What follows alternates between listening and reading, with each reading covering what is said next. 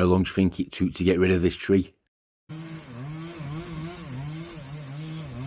You won't believe what happened at the end of this video.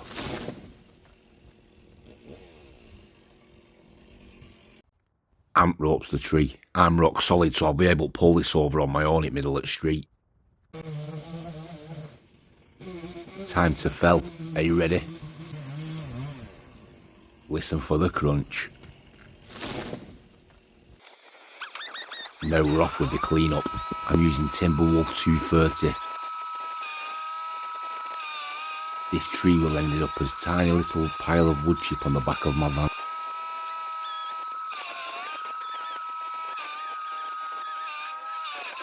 How we doing up to now? Did we do okay? Should we have pulled that tree over? Yes, we should.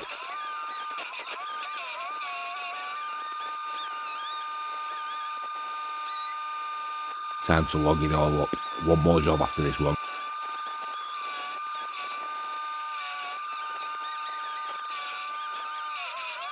Oh no, the wind blew the phone over near the end. Gutted. Ha ha ha!